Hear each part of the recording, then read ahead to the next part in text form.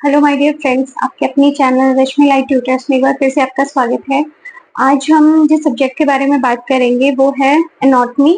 और एनाटॉमी में भी हम आज कुछ बेसिक टर्म्स और बेसिक एनाटॉमिकल प्लान्स के बारे में, कुछ टर्मिनोलॉजी के बारे में डिस्कस करेंगे। तो चलिए स्टार्ट करते हैं आज का वीडियो।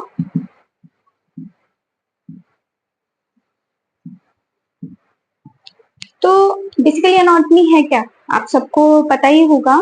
नर्सिंग और मेडिकल लाइन के स्टूडेंट्स तो जानते ही हैं कि एनाटॉमी जो सब्जेक्ट है वो हमारी बॉडी से रिलेटेड है। हमारी बॉडी के अंदर जितने भी ऑर्गन्स हैं, सेल्स है, टिश्यूज हैं, जितनी भी कैविटीज हैं, इन सब की हम जो स्टडी करते हैं वो हम एनाटॉमी में करते हैं। तो जो स्ट्रक्चरल स्टडी की जाती है हमारी बॉडी की वो कहलाती है एनाटॉमी, और जो इसकी फिजियोलॉजी और हर ऑर्गन के फंक्शन की जो स्टडी हम करते हैं वो स्टडी कहलाती है फिजियोलॉजी। ठीक है, तो आज जो है हम कुछ बेसिक टर्मिनोलॉजी के बारे में बात करेंगे। तो उस बेसिक टर्मिनोलॉजी के अंदर सबसे पहले आती है एनाटॉमिकल पोजीशन।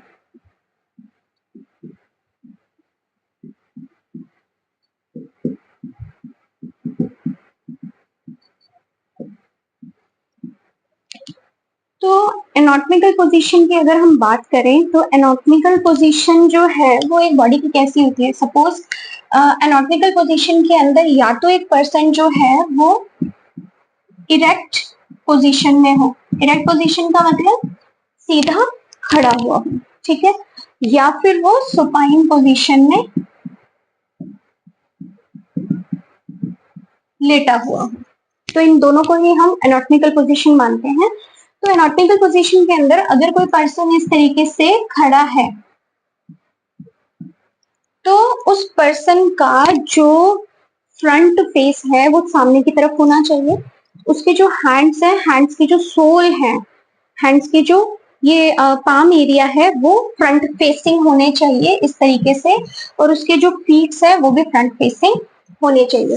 तो ये जो पोजीशन होती है बॉडी की, ये पोजीशन कहलाती है एनाटॉमिकल पोजीशन। इस एनाटॉमिकल पोजीशन के अंदर देखिए एक और डायग्राम बनाते हैं अपन इसको और ज्यादा अच्छे से समझने के लिए।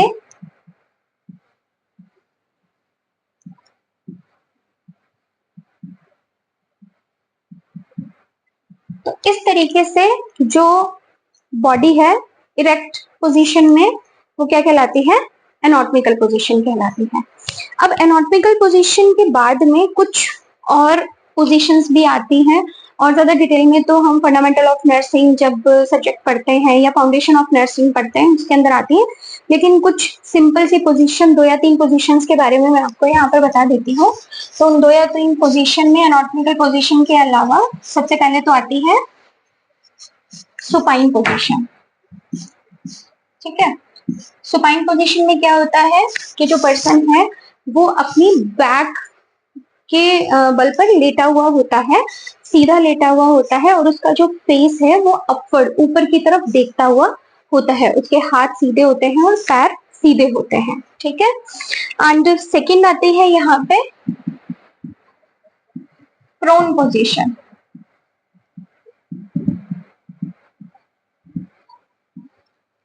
प्रोन पोजीशन के अंदर क्या होता है, एक पर्सन जो है वो उल्टा लेटा हुआ होता है, अपने एब्डोमेन और चेस्ट पे लेटा हुआ होता है। उसका फेस जो है वो एक साइड में टर्न होता है। तो सेकंड जो पोजीशन है वो हमारी क्या कहलाती है, prone position. And third one is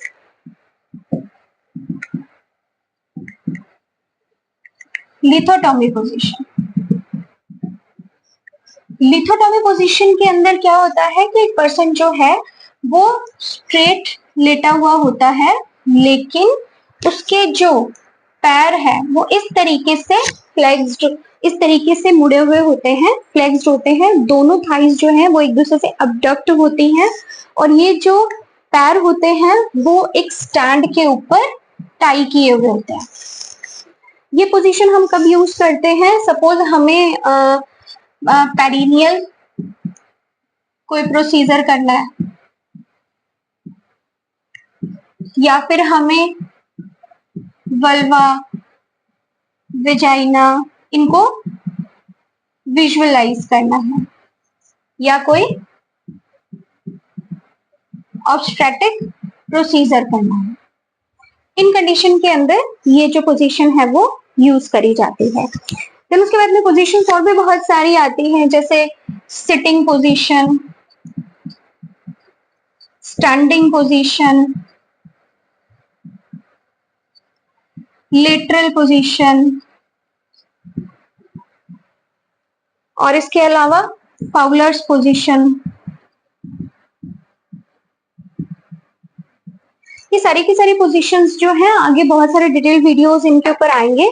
तो अभी जो है हम एनाटॉमी के पॉइंट ऑफ व्यू से देखें तो सुपाइन, प्रोन, लिथोटॉमी, मेनली तो हमें सुपाइन और प्रोन के बारे में पता होना चाहिए, क्योंकि जब हम एनाटॉमिकल प्लान्स के बारे में डिस्कस करेंगे तो सुपाइन एंड प्रोन पोजीशन जो है वो हमें वहां पर पता होनी चाहिए, ठीक है। देन उसके बाद में पोजीशंस के बाद में आता है एनाटॉमिकल प्लान्स। एनाटॉमिकल पोजीशन के बाद में क्या आता है, एनाटॉमिकल प्लान्स। तो एनाटॉमिकल प्लान्स जो हैं वो बेसिकली 4 होते हैं।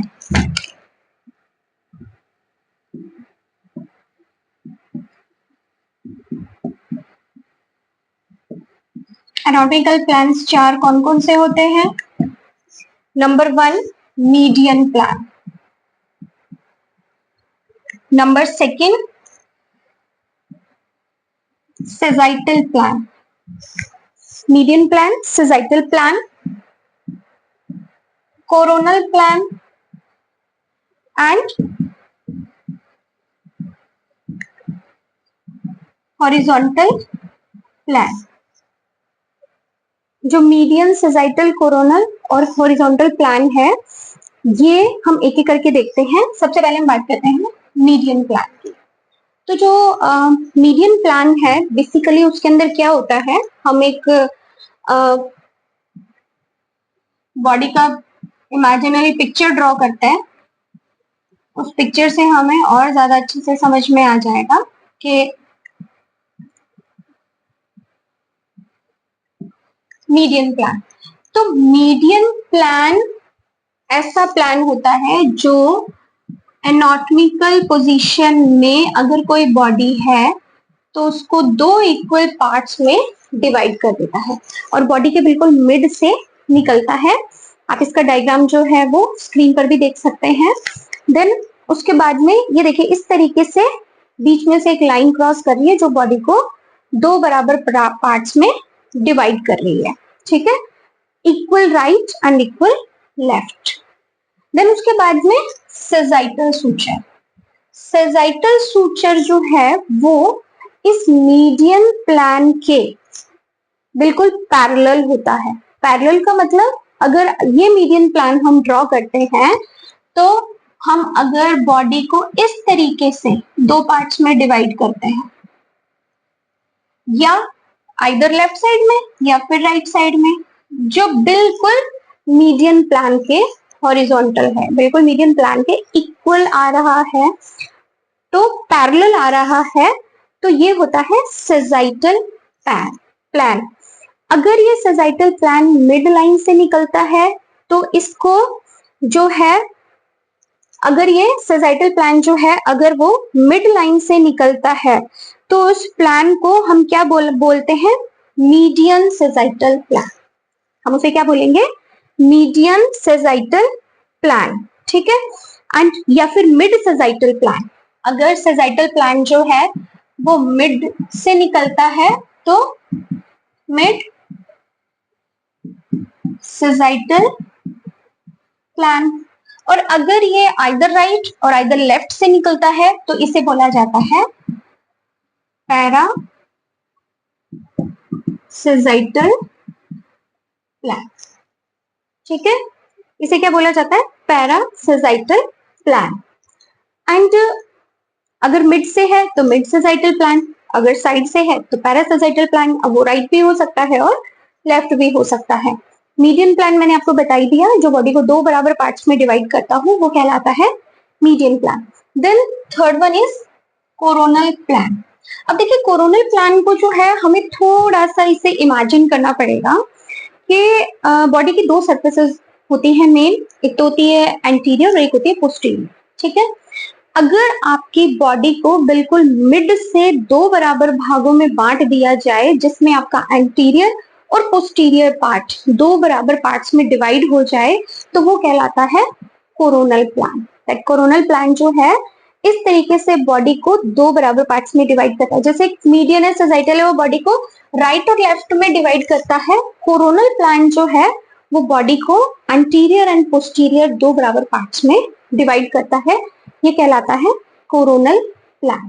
ठीक है, इसे हम डायग्रामेटिकली नहीं समझा सकते हैं, या तो हमारे पास 3D पिक्चर हो या फिर हम इसको इमेजिन करके समझ सकते हैं। बट अगर फिर भी मुझे इसका पिक्चर मिलता है तो मैं आपको स्क्रीन पर शो कर दूंगी इसके बारे में। देन उसके बाद में हॉरिजॉन्टल प्लान। हॉरिजॉन्टल प्लान जो है वो बॉडी को मीडियन प्लान के मिड से निकलता है और इस तरीके से बॉडी को दो बराबर पार्ट्स में डिवाइड करता है। तो ये है मीडियन प्लान, ये है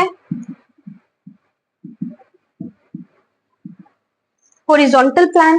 हॉरिजॉन्टल प्लान को ट्रांसवर्स प्लान भी बोला जाता है और मीडियन प्लान को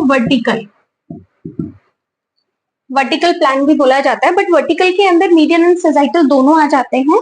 एंड हॉरिजॉन्टल प्लान जो है उसे ट्रांसवर्स बोला जाता है, क्योंकि जो हॉरिजॉन्टल प्लान है वो बॉडी को सुपीरियर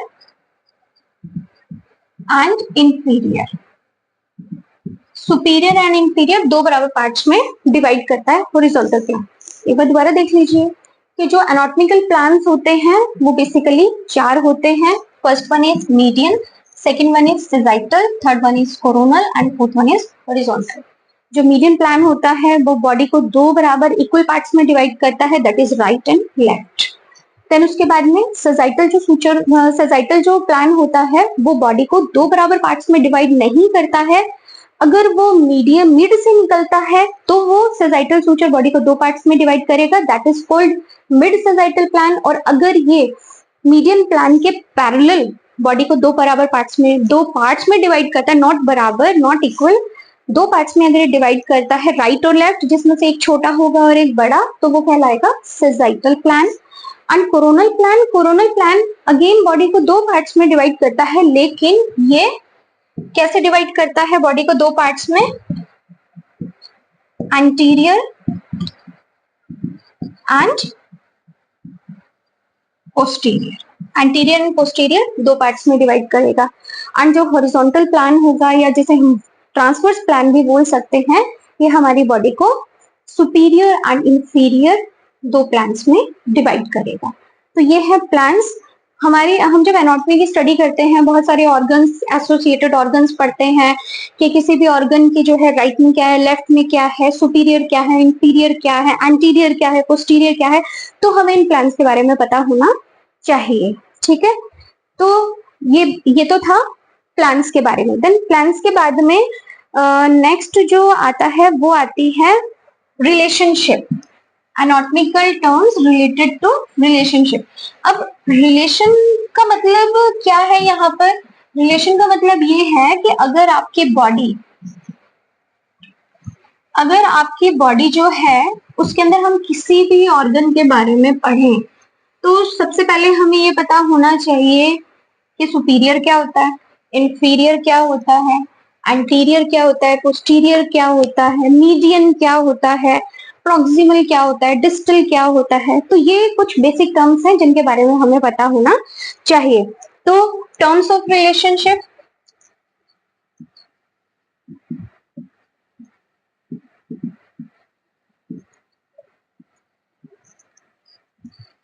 तो टर्म्स ऑफ रिलेशनशिप के अंदर सबसे पहले जो टर्म आती है वो है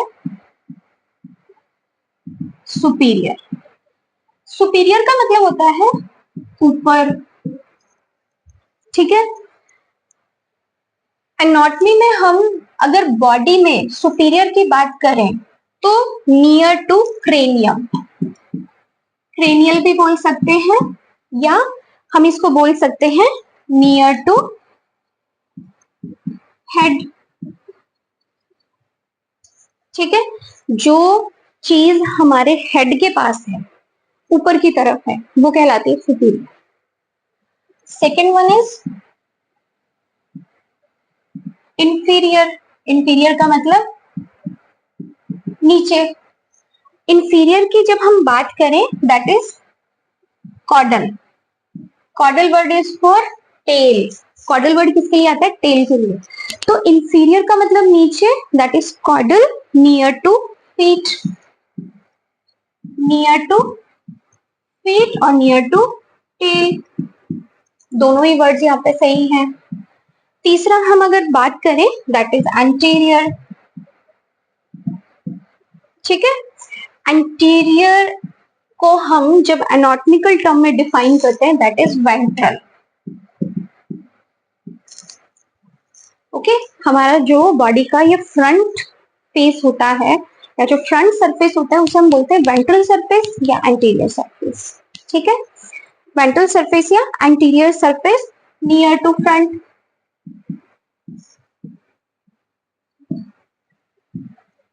fourth one is posterior,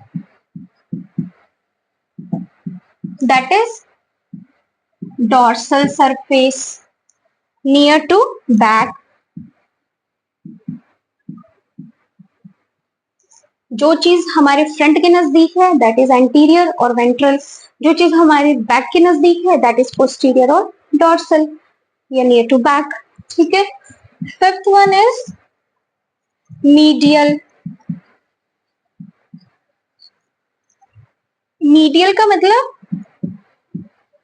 near to median plan. हमने अभी जो इससे पहले प्लान्स देखे थे उसमें हमने मीडियन प्लान की बात करी थी, तो जो ऑर्गन मीडियन प्लान के नजदीक है दैट इज मीडियल, और जो मीडियन से दूर हो जाएगी दैट इज लेटरल।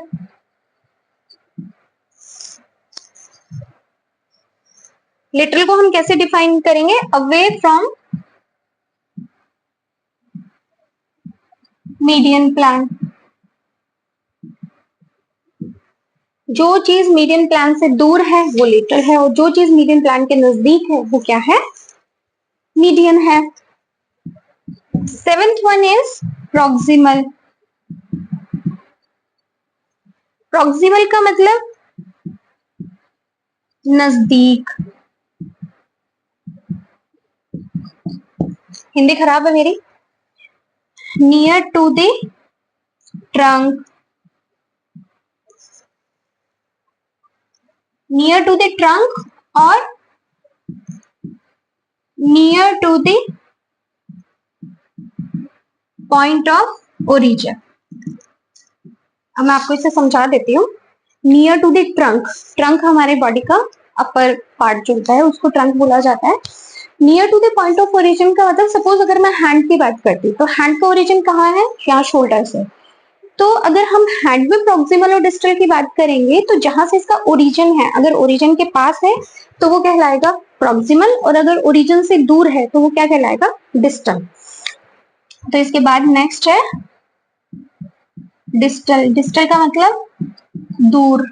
ठीक है, तो डिस्टल के अंदर फर्दर फ्रॉम ट्रंक, जो चीज ट्रंक से दूर है, और अवे फ्रॉम ओरिजिन।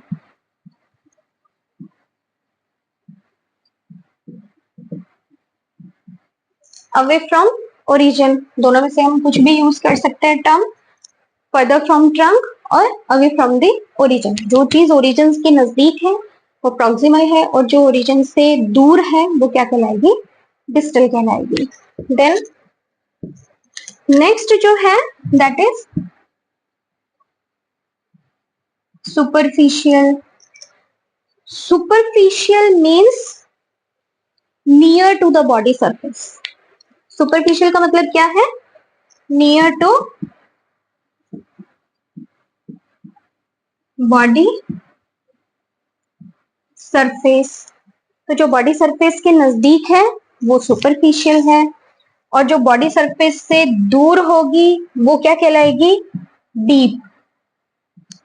जो बॉडी के अंदर है, डीपली है, ठीक है।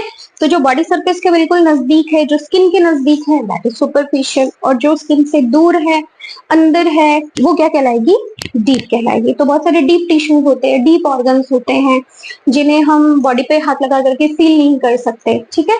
तो सुपरफिशियल एंड डीप आपको समझ में आ गया होगा। देन उसके बाद में लास्ट जो दो टर्म्स हैं, दैट इज पहली है यहाँ पे एक्सटर्नल एंड दूसरी है इंटरनल। तो एक्सटर्नल का मतलब जो हमें एक्सटीरियर, बाहर की तरफ दिखाई दे रही है, एंड इंटरनल जो हमें दिखाई नहीं दे रही है, ठीक है।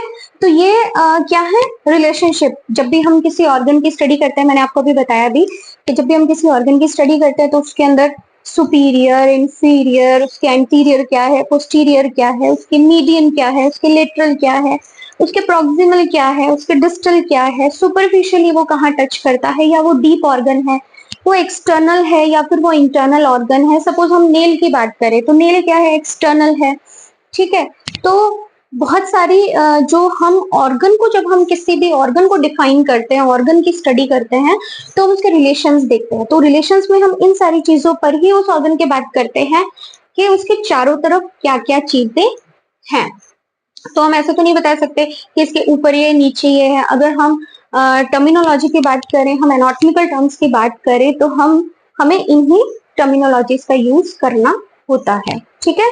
देन उसके बाद में कुछ टर्म्स आते हैं जो मूवमेंट से रिलेटेड होती है, ठीक है। तो जो मूवमेंट से रिलेटेड टर्म्स है वो आप आगे भी पढ़ेंगे, लेकिन हम यहाँ पर थोड़ा सा सुपरफिशियली, क्योंकि ये एनाटॉमी की इंट्रोडक्टरी क्लास है, तो एनाटॉमी की इंट्रोडक्टरी क्लास के अंदर हम देखेंगे कि जो मूवमेंट्स हैं, मूवमेंट्स के बॉडी के साथ क्या रिलेशन होते हैं, यानी कि बॉडी का कोई भी पार्ट जो है वो किस तरीके से मूव करता है। तो बहुत सारी यहाँ पर टर्म्स हैं, मल्टीपल टर्म्स हैं, आपको सिर्फ उनको समझना है, रटना नहीं है। एनाटॉमी में कुछ भी ऐसा नहीं है जो आपको रटना पड़े, तो आपको हर चीज जो है वो एकदम समझ करके पढ़नी है। तो यहाँ पर सबसे टर्म्स ऑफ मूवमेंट, ओके। तो टर्म्स ऑफ मूवमेंट के अंदर हम बात करें तो बहुत सारी टर्म्स आ जाती है। सबसे पहले आता है फ्लेक्शन, दूसरा आता है एक्सटेंशन, तीसरा आता है एडक्शन, चौथा आता है एबडक्शन। तो फ्लेक्शन का मतलब होता है जो किसी भी ऑर्गन की एक्सटेंसर सरफेस, जो एक्सटेंसर का मतलब बाहर, एक्सटेंसर सरफेस जो होती है वो जॉइंट से अंदर की तरफ मूव करे। सपोज मेरा ये हैंड है, इस हैंड में ये जो है, आप सबको पता है ये कौन सा जॉइंट है, ठीक है। तो यहाँ पर अगर मैं इस जॉइंट से हैंड को अंदर की तरफ मूव करी हूँ, this is the extensor surface. तो ये एक्सटेंसर सरफेस अगर अपने जॉइंट से अंदर की तरफ मूव हो रही है तो ये कहलाता है फ्लेक्शन, ठीक है। और अगर ये एक्सटेंसर सरफेस जो है वो अपने अपोजिट डायरेक्शन में मूव कर रही है, इस तरीके से बाहर की तरफ मूव कर रही है, तो ये है एक्सटेंशन। तो मुड़ने को फ्लेक्शन, बाहर की तरफ करने को एक्सटेंशन, ठीक है। देन एबडक्शन, एबडक्शन का sorry adduction, adduction that means add, ठीक है।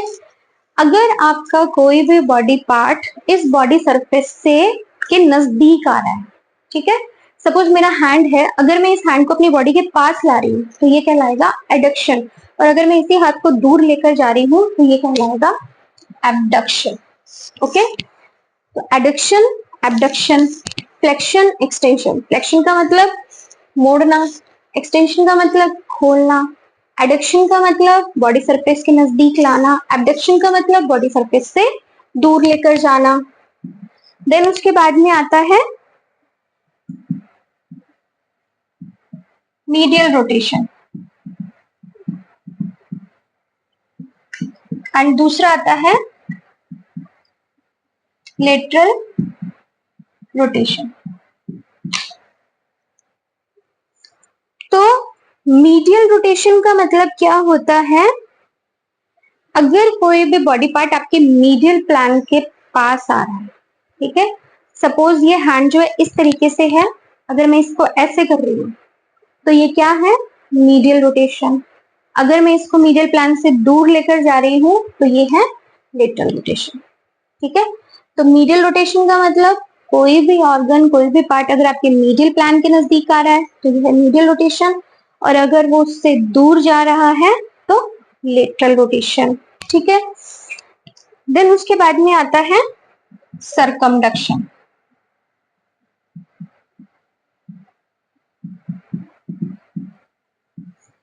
सरकमडक्शन का मतलब क्या होता है, जिसके अंदर हम flexion, extension, adduction, abduction, medial, lateral rotation सारे मूवमेंट जिसमें होते हैं। सपोज मैं अगर अपने शोल्डर को इस तरीके से ऊपर हाथ करके 360 डिग्री एंगल पर मूव करती हूँ तो ये मेरे शोल्डर का क्या कहलाएगा, सरकमडक्शन। जब हम किसी चीज को 360 डिग्री एंगल पर मूव करते हैं तो ये जो मूवमेंट है, सरकमडक्शन मूवमेंट जो है, वो हमारे शोल्डर जॉइंट और हिप जॉइंट में हमें देखने को मिलेगा, ठीक है। तो शोल्डर जॉइंट और हिप जॉइंट है उसको आप 360 डिग्री एंगल पर घुमा सकते हो, रोटेट कर सकते हो, वो कहलाता है सरकमडक्शन। देन उसके बाद में एलिवेशन। एलिवेशन का मतलब होता है आपके किसी भी बॉडी पार्ट को रेज करना, अपवर्ड मूव करना,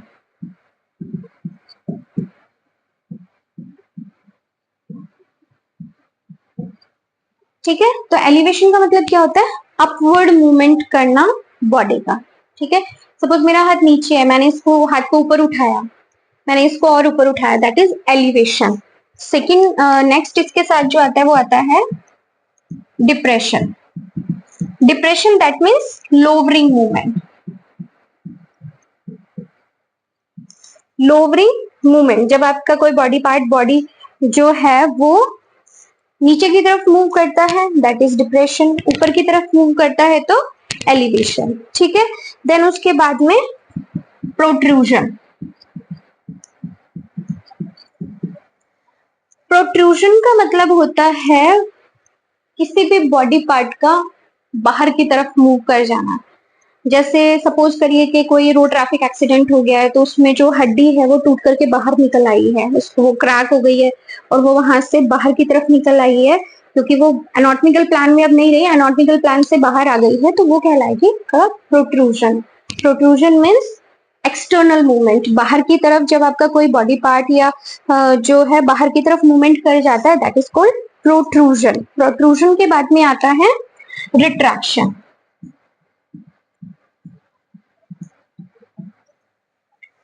तो कोई चीज अगर बाहर की तरफ मूव कर जाती है, कोई ऑर्गन बाहर की तरफ प्रोट्रूड कर जाता है, बाहर की तरफ मूव कर जाता है प्रोट्रूजन, और कोई ऑर्गन अगर अंदर की तरफ खिंच जाता है, अंदर की तरफ चला जाता है दैट इज कॉल्ड रिट्रैक्शन। वो क्या कहलाता है, रिट्रैक्शन कहलाता है। और अगर बाहर की तरफ मूव कर रहा है तो वो क्या कहलाता है, प्रोट्रूजन कहलाता है, ठीक है। देन उसके बाद में सुपाइनेशन, और इसी के साथ आता है प्रोनेशन। सुपाइनेशन एंड प्रोनेशन देखिए, सुपाइनेशन और प्रोनेशन को आप हाथ से अच्छे से समझ सकते हैं। अगर आप हाथ का मूवमेंट इस तरीके से कर रहे हैं, अगर आप हाथ का मूवमेंट क्या करें, इस तरीके से कर रहे हैं तो दैट इज कॉल्ड सुपाइनेशन, और अगर आप हाथ का मूवमेंट ऐसे कर रहे हैं दैट इज कॉल्ड प्रोनेशन। तो ये है सुपाइनेशन और ये है प्रोनेशन, ठीक है। Supination and pronation. देन उसके बाद में आता है इन्वर्जन ऑफ फुट,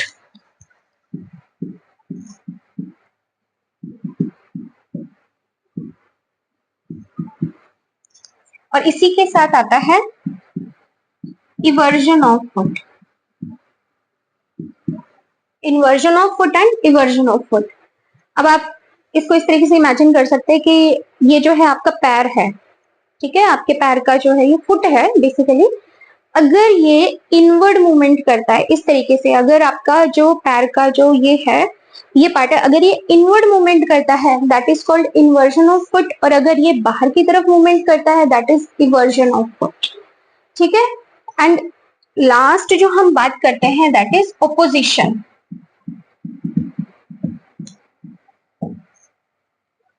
ओपोजिशन के अंदर क्या होता है, ये कॉम्बिनेशन होता है एबडक्शन, मीडियल रोटेशन और फ्लेक्शन का।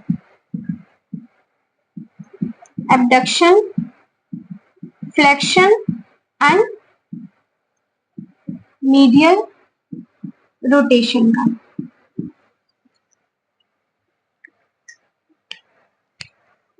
तो देखिए ओपोजिशन जो है इन तीनों का कॉम्बिनेशन होता है। इन तीनों को अगर किसी जॉइंट में ये तीनों मूवमेंट एक साथ होते हैं तो इसको बोला जाता है ओपोजिशन। सपोज मेरा शोल्डर है, ये शोल्डर जॉइंट है, ठीक है, ये एल्बो जॉइंट है, ये रिस्ट जॉइंट है। तो अगर मैं मेरे हैंड को इस तरीके से मोड़ती हूँ दैट इज कॉल्ड फ्लेक्शन, ठीक है, ये है फ्लेक्शन। अब मैं इसको मीडियली रोटेट करती हूँ that is medial rotation. And abduction, shoulder joint है उसका एबडक्शन हो रहा है क्योंकि वो मीडियल प्लान से बाहर की तरफ मूव कर रहा है। जो शोल्डर जॉइंट है वो मीडियली क्या हो रहा है, यहाँ पर एबडक्ट हो रहा है, हमारे मीडियल प्लान से बाहर की तरफ निकल रहा है, that is medial rotation, flexion. Hand का एल्बो जॉइंट जो है यहाँ पर उसका फ्लेक्शन है, हैंड का मीडियल रोटेशन, मीडियल रोटेशन है। एंड क्योंकि ये इस तरीके से देखिए ये ऑपोजिट वर्क करता है, अगर कोई भी चीज मिड लाइन के ऑपोजिट जा रही है तो शोल्डर जॉइंट जो है वो मीडियल प्लान के नजदीक आ रहा है।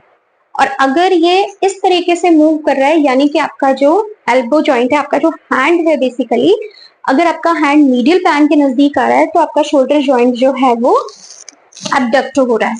तो ये जो मूवमेंट होता है ये कहलाता है opposition, abduction, flexion, medial rotation. तो आपको ये तीनों याद रखने, अगर ये तीनों आपको समझ में आ गए तो आपको ओपोजिशन ऑटोमेटिकली समझ में आ जाएगा। तो टर्म्स ऑफ मूवमेंट्स के अंदर हमने क्या क्या चीजें देखी, बहुत सारे मूवमेंट्स देखे जिसमें फ्लेक्शन, एक्सटेंशन, फ्लेक्शन का मतलब मोड़ना, एक्सटेंशन का मतलब खोलना, एडक्शन का मतलब near to the body, abduct का मतलब away from the body, medial rotation का मतलब जब भी कोई बॉडी पार्ट मीडियल प्लान की तरफ आ रहा है, लेटरल रोटेशन का मतलब जब भी कोई बॉडी पार्ट मीडियल प्लान से दूर जा रहा है, सरकमडक्शन दैट इज इन सबका कॉम्बिनेशन जिसके अंदर flexion, extension, abduction, adduction, medial and lateral rotation ये सब हो रहे हैं, that is called circumduction. Elevation किसी बॉडी पार्ट को अपवर्ड मूव करवाना, डिप्रेशन किसी बॉडी पार्ट को नीचे मूव करवाना, प्रोट्रूजन किसी बॉडी पार्ट का सरफेस से बाहर मूव कर जाना, रिट्रैक्शन किसी बॉडी पार्ट का इनवर्ड मूव कर जाना, supination that is this movement and pronation this movement, inversion of foot that is this movement and eversion of foot this movement. Opposition is the combination of abduction, flexion and medial rotation. तो ये कुछ basic terms हैं हमारी anatomy की जिनके बारे में हमें एनाटॉमी की स्टडी, एनाटॉमी के चैप्टर स्टार्ट करने से पहले हमें इसके बारे में पता होना चाहिए। अब हम यहाँ पे कुछ लेवल्स ऑफ ऑर्गेनाइजेशन देखते हैं और levels of organisation is very simple. आप लोगों ने बहुत छोटी क्लासेस में पढ़ा है, आपके स्कूल टाइम में भी आपने ये चीजें पढ़ी हैं, मॉलिक्यूल क्या होता है, एटम क्या होता है, सेल क्या होता है। तो बस अब हमें उसको टेक्निकली डिफाइन करना है। टेक्निकली हम इसको कैसे डिफाइन करेंगे, देखिए लेवल्स ऑफ ऑर्गेनाइजेशन की बात करें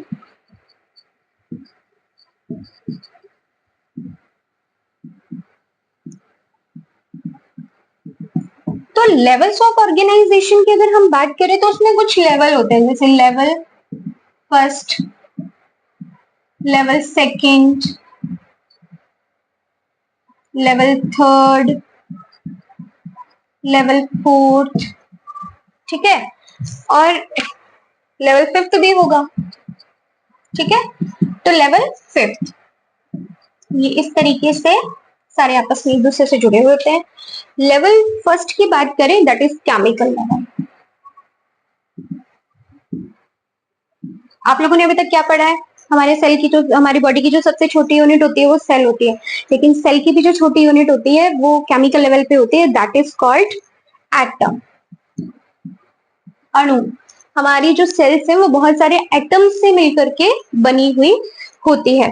तो बहुत सारे एटम्स जब आपस में मिलते हैं तो वो बनाते हैं मॉलिक्यूल। क्या बनाते हैं, मॉलिक्यूल। बहुत सारे अणु मिलकर परमाणु बनाते हैं। तो अणु जो है बहुत सारे एटम्स मिलकर मॉलिक्यूल्स बनाते हैं और मॉलिक्यूल्स जो है वो बनाते हैं सेल। तो लेवल फर्स्ट जो है that is chemical level, level second जो है दैट इज सेल्यूलर लेवल। बहुत सारे एटम मिलकर के क्या बना देते हैं, बहुत सारे मॉलिक्यूल्स मिलकर क्या बना देते हैं, सेल बना देते हैं। तो हमारी बॉडी की जो सबसे छोटी, सबसे न्यूनतम इकाई जो है वो एटम है, ठीक है। देन उसके बाद में बहुत सारे मॉलिक्यूल्स मिलकर बनाते हैं cellular level, that is called cell. बहुत सारी जो सेल्स हैं, जो सेल होती है वो क्या है, फंक्शनल यूनिट है। हमारी बॉडी की क्या है, फंक्शनल यूनिट है। अब एटम तो कोई फंक्शन कर नहीं सकता, बहुत सारे एटम या मॉलिक्यूल जब आपस में मिलते हैं तब वो एक फंक्शनल यूनिट के रूप में कन्वर्ट होते हैं, तो वो कहलाता है फंक्शनल यूनिट। लेवल थर्ड जो है, बहुत सारी सेल्स मिलकर के क्या बना देते हैं, टिश्यू।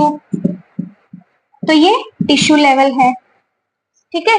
अब कोई भी जो सेल है वो जब अलग अलग तरीके से डिफाइन होगी, अलग अलग शेप में कन्वर्ट होगी, अलग अलग अपने काम करेगी, तो उसको अलग अलग काम के लिए अलग अलग रूप बनाना पड़ेगा अपना। तो जब वो अपना अलग अलग रूप बनाएगी तो एक अकेली सेल अपना रूप नहीं बना सकती, उसको कोई शेप देने के लिए उससे आपस में जुड़ना पड़ेगा। तो बहुत सारी सेल्स जब आपस में जुड़ती हैं तो वो टिश्यू बनाती है। फिर टिश्यू मॉडिफाई हो जाते हैं, कोई सिंपल है, कोई कॉलमनर है, कोई स्ट्रेटिफाइड है, कोई नॉन स्ट्रेटिफाइड है, कोई कैरेटिनाइज्ड है, कोई लिक्विड में कन्वर्ट हो गया, कोई सॉलिडिफाई हो गया। इस तरीके से बहुत सारी सेल्स जो है अपने आप को डिफरेंशिएट करती जाती हैं, आपस में जुड़ती जाती हैं और टिश्यू का फॉर्मेशन होता जाता है। ये है tissue level, that is third level.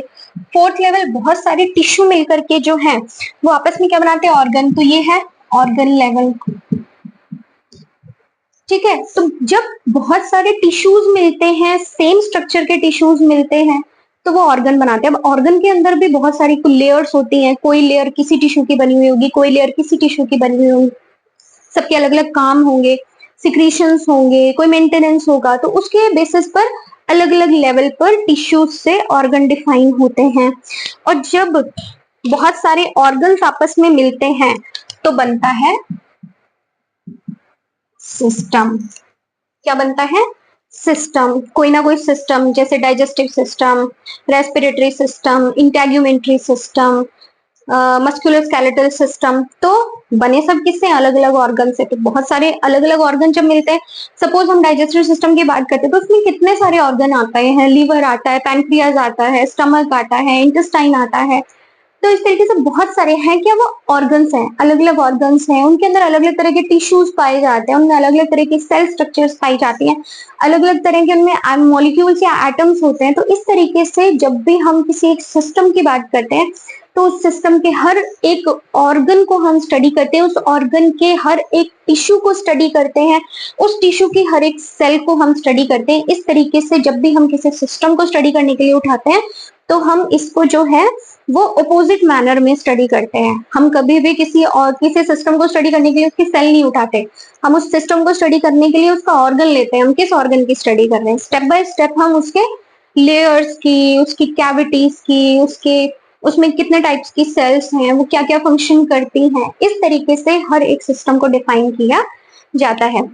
तो आज की हमारी एनाटॉमी की क्लास में हम इतना ही डिस्कस करेंगे। तो इसमें हमने आज देखा कि हमारी जो एनाटॉमी में हम बेसिकली किन टर्म्स का यूज करते हैं और उन टर्म्स को स्टडी किस तरीके से किया जाता है, बेसिक हमने देखा आज। और नेक्स्ट जो सेशंस होंगे एनाटॉमी के, उनमें हम चैप्टर वाइज जो है वो सारे सिस्टम एंड ऑर्गन्स को हम स्टडी करते जाएंगे। तो आज की जो क्लास थी वो बिल्कुल बेसिक थी। आप इस चैप्टर को बहुत अच्छे से पढ़िए ताकि जो नेक्स्ट जितने भी चैप्टर्स आने वाले हैं वो आप बहुत अच्छे से समझ सके। तो स्टूडेंट्स दोबारा मिलते हैं, तब तक के लिए thank you and bye bye.